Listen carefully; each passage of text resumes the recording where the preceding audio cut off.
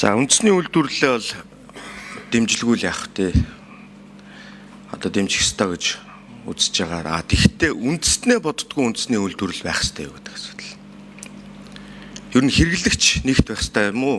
Үндэсний үйлдвэрлэл нэгт байх ёстой юм уу? Нэгт. Хоёрт энэ яг одоо энэ эрх зүйн орчны энэ бодлогын зохицуултуудаа хийцэн гэж үзэж байгаа юу? Баяжуулсан үндэсний тухай хууль, тариалангийн тухай хууль, үндэсний тухай хууль, энэ лабораторийн асуудлууд нь яах юм? Одоо энийг зэгцэрсэн гэж одоо буцаагаад энэ дотороо тавих гэж байгаа юм. Өмнө би бүлгийн хурал дээрээс асуужсан. Яг юунд найдаад гурилын үн өсөхгүй гэдэг хариултыг өгж байгаа юм бэ? Би бол эсрэгээр нь харж байгаа. За одоо энэ эх 7 хоногоос эхлээд ингээд иргэд үнэтэй гурил хэрэгжилж эхлэх юм байна. Яагаад иргэдэд сонголтыг үлдээхгүй байгаа юм бэ гэдэг асуудал. Заавал үндэсний үйлдвэрлэлээ дэмжих ёстой гэдэг дотоодын гурилаа үнэтэй гэдэг тийм сонголтыг яагаад тулгаад байгаа юм бэ гэдэг асуудал. Хоёртын зөвхөн баруун бүс зориулаад энэ нэг шийдвэр гарсан юм шиг юм ойлголт өгöd байх юм. Тийм биш шүү дээ. Зодон зориулаад гарцсан юм шиг юм яриад их юм. Тухайн үед та хэвлийн өмнө гараад сүүлийн 5 жил гурилын үн доктортой байгаа гэдээ худлаа яриад илээ.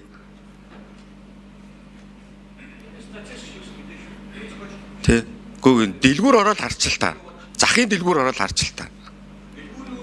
Тэ. Гүг захын дэлгүүрээр ороод тэр гурил ямар үнэтэй эргэлж байгааг та харж л та. Тэ. Тэгээ хүн юм ярихаар дундуур ингээд таслаад байдаг. Тэ. За асуултанд хариултаа юу? Их хурлын гишүүн үнэн юм ярих хэрэгтэй. Би дандаа үндэсний статистикийн хорооны улирал тутмын мэднэн дээр үн ярьж байгаа. Миний хариуцсан хүрээнд Улаанбуудаа тариалт үйлдвэрлэл миний хэрэглэх асуудлын хүрээнд.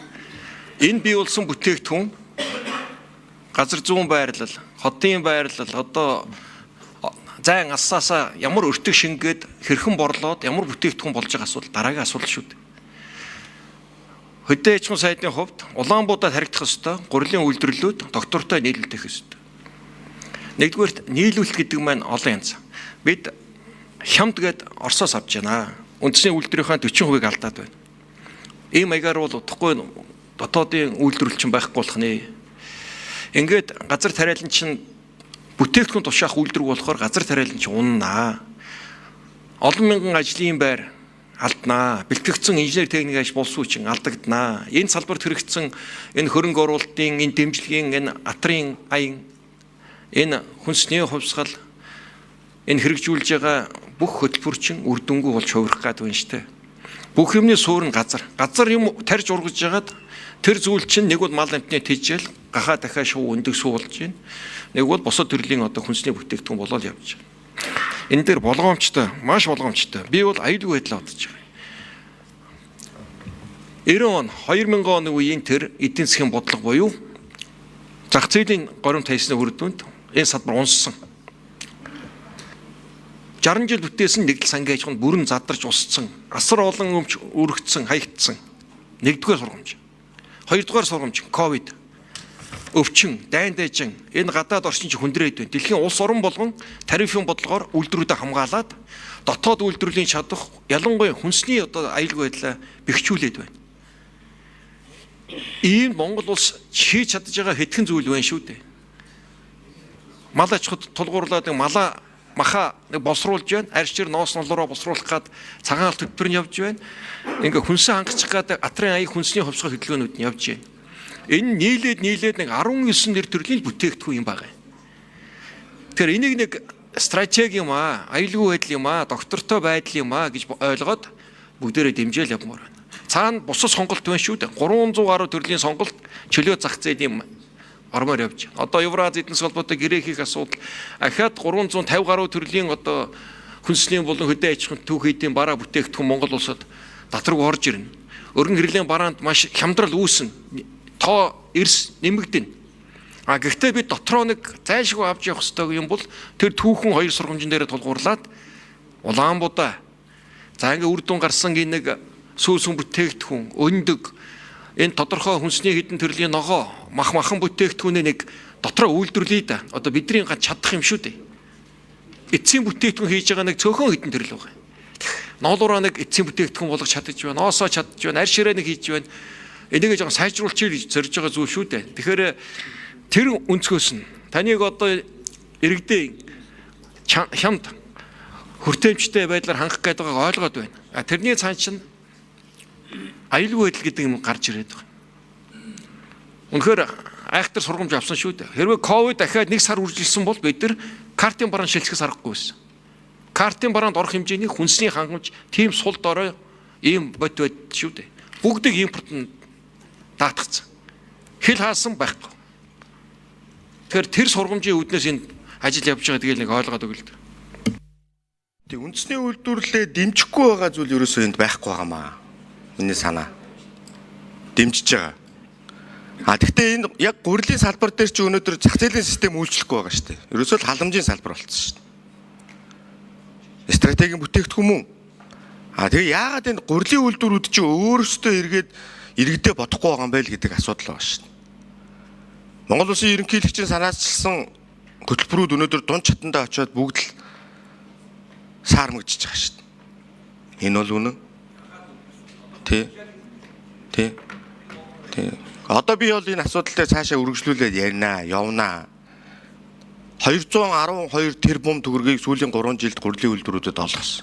Тэгээ асуудал болохоор тариаланчдыг урдаа бариад асуудаа шийдүүлснээр дараа тариаланчдыг тойргоос гаргаад хайчдаг юм биш шүү дээ. Өнөөдөр та тэрний оронд хөрсөө улсаас борддог болъё гэдээ орж ирсэн бол энэ бол бодит шийдвэр болох байсан шүү.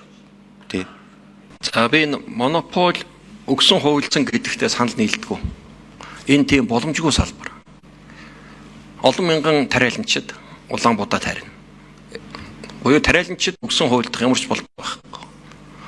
Энэ өөрийн эзэмшиж байгаа талбай хэмжээнд хөрөнгө оруулалт буюу техникийн хүчин чадал нь өөрөөр сууж байгаа. Уран хамгааллын бодис, продо, шатхуун, техник гэд олон нийлүүлэгч оролцсон. Тариаланчдыг хэлээд байгаа биш. За гурилын яг ийм ямар асуудал үүсгэж шинэ 2 сайдаа байж ямар асуудал үүсгэж тэгэхээр газар тариалан эрхлэгч үйлдвэрлэгч хоёрын хооронд бөө маргаан болсон тэрийг яриад байгаа байхгүй юу? Бидний одоо биднээс хямдхан авчаад ингээ өндөр үнээр зарж ийн гэ тэрийг яриад байгаа байхгүй юу? Тэгэхээр Улаанбаатар жил ургац чанар өөр гардаг. Эцсийн эцэст бүтээгдэхүүн чанартай байх хэрэгтэй. Тэр бүтээгдэхүүн чанартай байхын тулд Улаанбаатар чанартай байх хэрэгтэй. Тэгэхээр гурилын үйлдвэрүүд бас тариаланчтай шаардлага тавьдаг. Тэгэхээр зарим жил хур тунц ихтэй жил Улаанбаатарын цавуулаг буюу гол барьцалдах чадвар унтчихдаг. Тэгээд ирэхээр гурил урсамтгай нөгөө ёроол нь хагардаг буузуулж хувирна. Тэгэхээр яах вэ? Чанаржуулах ших хэрэгтэй буюу сайн чанарын хатуу будаа хийх ёстой. Энэ дээр тодорхой хэмжээний импортоор бид нар будаа оруулж ирнэ. Хаана илүү сайн ургасан тэр шилэн цэр цавуулаг өндөртэй будаагаар үнэтэй авч хойлно гэд. Будаа болгоныг үнэтэй биш. Ноолор болгоныг үнэтэй биш гэдэгтэй будаа болгон өөр. Тухайн ургацын чанар төлөвтэй холбоотойгоор. Энэ дээр мэдээж аж ахуй нэгж үйлдвэрч хооронд өрсөлдөө маргаан гардаг. За энэ дээр будааны чанар дээр гол одоо зохицуулалтын дээр нь бол лабораторийн чадхыг сайжруулах чиглэлийн ажлууд маш сайн хийгдсэн. Жишээл 24 онд бол чанар дээр ямар ч маргаан гараагүй. Яг нүдэн дээр машинаас дээж авлаа. Богино хугацаанд оншиллоо, автоматар онцлол юу гардаг юм сайн одоо юунууд онцлогооруудыг одоо тийм лабораторийг тоног төхөөрөмжийг бүрэн хангасан тул энэ дээр нэг стандартыг бүх үйлдвэрүүд тариалан эрхлэлийг дэмжих одоо тэр сан нэг стандартын булан нөгөө чанар шалгах багцтай болсон. Ямар нэгэн маргаан гараагүй. Өмнө тийм байсан байж магадгүй. Тэр одоо ийм зүйл ихэд автагдахгүй болсон. За гурилын үйлдвэрүүд маш өрсөлдөөнтэй. Үнэхээр хуульдад үн нэмээдсэн бол нөгөө импорт орж ирэх ёстой шүү дээ. 5% гайлын татвар шүү дээ. Тийм бооц. Тэгэхээр 5% даваал 50-60% ашиг олдог хуульдаан байх болцоо байхгүй байхгүй. Нөгөө тэрийг хэрвээ тийм өндөр үн дотоод үсээд байвал импорт орж ирэл тэр чинь нам дарна шүү дээ. Тэгэхээр гурилын үйлдвэрүүдийн дундаж жилийн ашигт ажиллагаа 6-аас 9% байгаа. Энийг бид нар бүр нарийн ингээд тооцсон. 6-аас 9% ашигт ажиллагаатай. Тэгээд энэ өрсөлдөөнтэй. Өрсөлдөөн ширүүссээр байгаа л одоо 9 том үйлдвэрлэл ажиллаж байна. Одоо ч өрсөлдөөн ширүүс. Эдгээр хоорондоо ямар нэгэн байдлаар хуулдах үн байх боломж байхгүй. Импорт талаасаа татврын маш бага босгох шүү дээ тэр. Гайлны татврын босгон дээр хязгаарлагдана, дотоодын өрсөлдөөн хязгаарлагдана, олон мянган тариаланчд байна. Дандаа уралдаж өөрсдөө тэр чанартай будаа олж авахын тулд өрсөлдөөн явагддаг. Маш өрсөлдөөнтэй тэнд очиж байгаа баялаг маш олон хүнд хуваарлагддаг. Ийм л харьцангуй их шудраг салбар. Тийм баг. Тэгэхээр бид нэр бас энэ нэг манайхны нэг хоорондын бие бинийгээ үгүйсгэсэн бие биений төлөө одоо нэг тийм чулуу шийдсэн зам байж магадгүй. Үнээр 5% импортын дотроос ашиг хийж чадахгүй шүү дээ. Хэрвээ ашиг дэрнээс тийш гараад ирэх юм бол импортын гурал ороод ирнэ шүү дээ. Тэгэхгүй бас тэр үед юм юу явсан гэхээр өөрөөс ингээл хувилдаал баг 2 дахин 3 дахин үний нэмчээд идгингээд ингээл тарих угаалт явуулгаа байхгүй. Олгож байгаа зээл нь 200 тэрбум гээд өндөр дүнтэй сонсогдож байгаа баг. Өндөр дүнтэй сонсогдож 200 тэрбум. Гэхдээ улсын төсөөс гарч байгаа нь 20 тэрбум. Тэр 20 тэрбумыг бид нэр хөшүүрэг болгож зээлийн хүүгийнх нь тодорхой нь шингээж өгсөн болохоор энэ өөрөө 200 тэрбум болж очиж байгаа. Тэр 200 тэрбумыг арилжааны банк өөрөө судалгаа хийгээд эрсдлээ хүлээгээд олгож байгаа. Тэгэхээр энэ өмнө нь бол энэ 20 тэрбумыг сайд өөрөө хуваарлаад 20 тэрбумын хэмжээнд төсвийн хэмжээнд шийдэл гаргадагсан бол одоо энэ 20 тэрбум чинь арилжааны банкудаа хамтраад хөшүүрэг бол ашиглачаар 200 болоод нийлүүлэлт дэмжиж байгаа. Тэгэхээр энэ бол их зүв байна гэж бид нар үзээд байгаа. Айл болох хувийн хвшилтэд бид нар хөнгөлөлтөй урт хугацааны хөрөнгө оруулалтын зээлийг л эргэлтийн зээлийг л олж өгөх төлөө явж байгаа шүү дээ. Тэгэхээр үр дүн их сайн гарсан. Үнэхээр сая зарим гишүүн шүүмжлэлт андаад байгаа үгүй.